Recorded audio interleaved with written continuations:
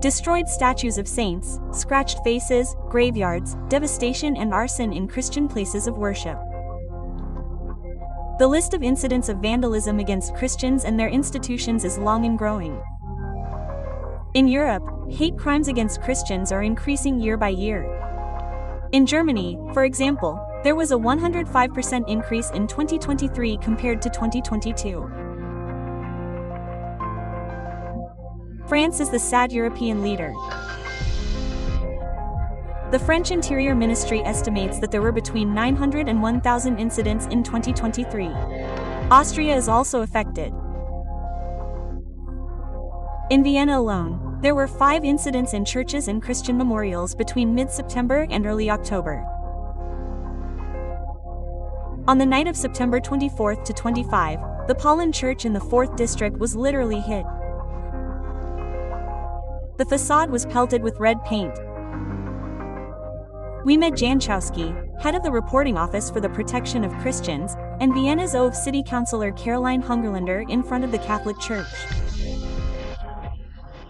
It is sad, and the saddest thing is that this is not an isolated incident, but rather one of a series of incidents that affect various churches, places of worship, or even memorials to Christian victims of National Socialism. Yes, it is shocking. We are in the 4th district here. The Karlskirche is also located here, which is regularly hit by vandalism. From a purely political perspective, we know that cracking down on Christian institutions is a problem. This trend of anti-Christianity, which has swept the entire world, never before have so many Christians been persecuted as today, is of course also affecting Austria, and is not leaving us unscathed, which is why these cases are increasing. That is why we must be particularly vigilant and always take a firm stand against anti-Christianity of any kind. The OV Weiden has often called for a video. This has always been rejected by the city government. We see that there is vandalism here. We do not understand why the city government is not taking action against it and is not taking this vandalism against God's house seriously. At first it wasn't clear who carried out the attack, but then a video claiming responsibility was released.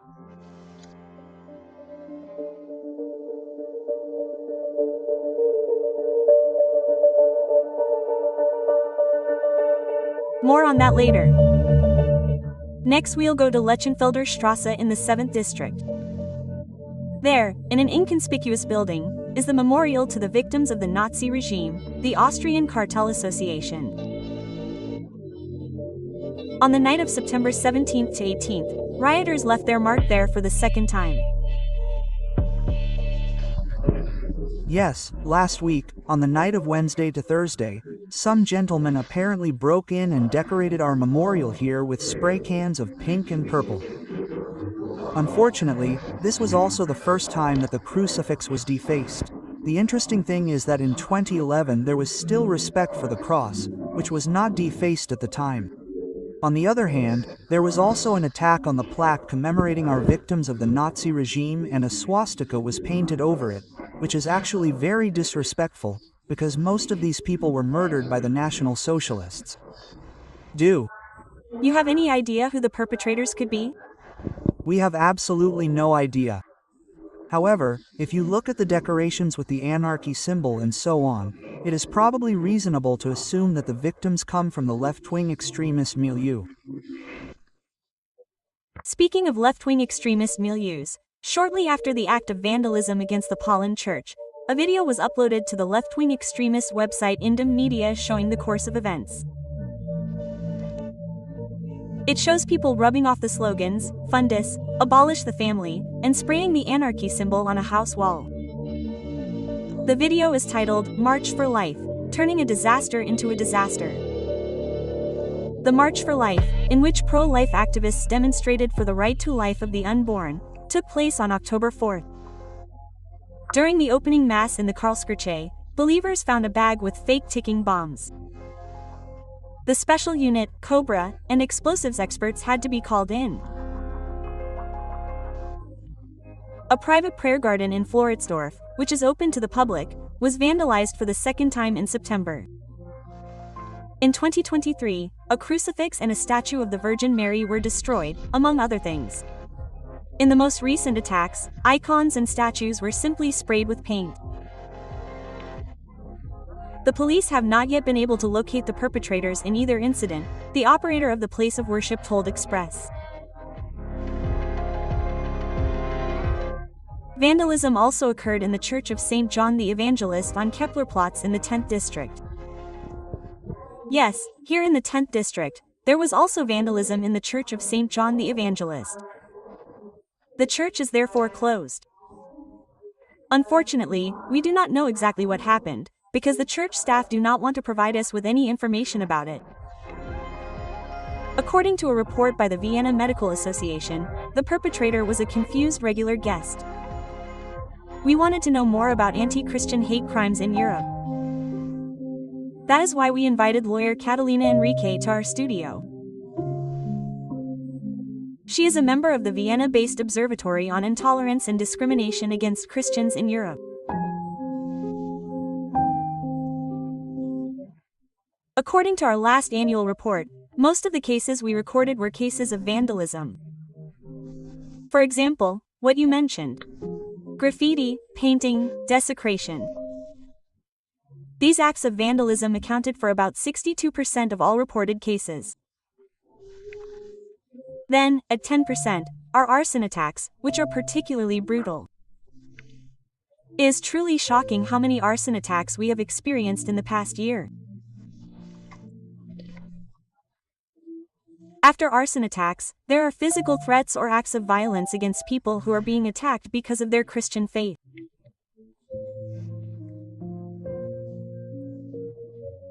These acts fall under hate crime, especially because we have three core elements here. First, it is a criminal act.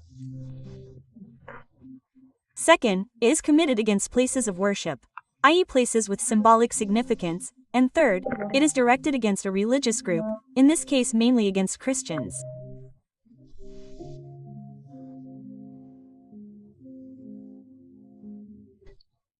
A particularly heartbreaking example is a murder a month ago in Lo in France. A man was stabbed to death while he was live on TikTok.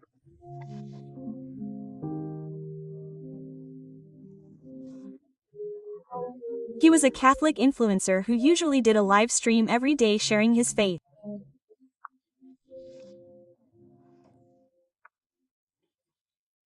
During one of these daily TikTok lives, he was stabbed in the neck.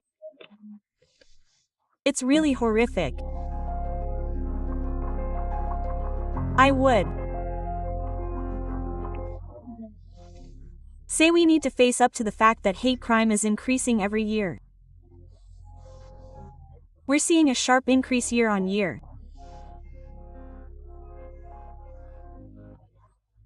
That's why we need to stop perpetuating the narrative that Christians are perpetrators and not victims. The numbers show otherwise. We at EU believe that politicians need to acknowledge what's happening here in Europe. As I said, we need to take this issue seriously. At UDAC, we believe it's necessary for the EU to take coordinated action.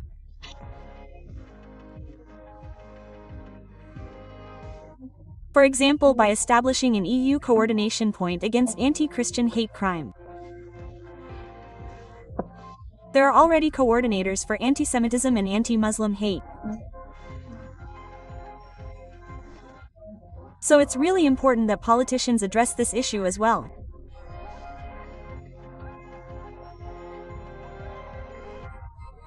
In countries such as North Korea, Somalia, Yemen, Libya, Sudan, and Iran, Christians are kidnapped, killed, and displaced because of their faith.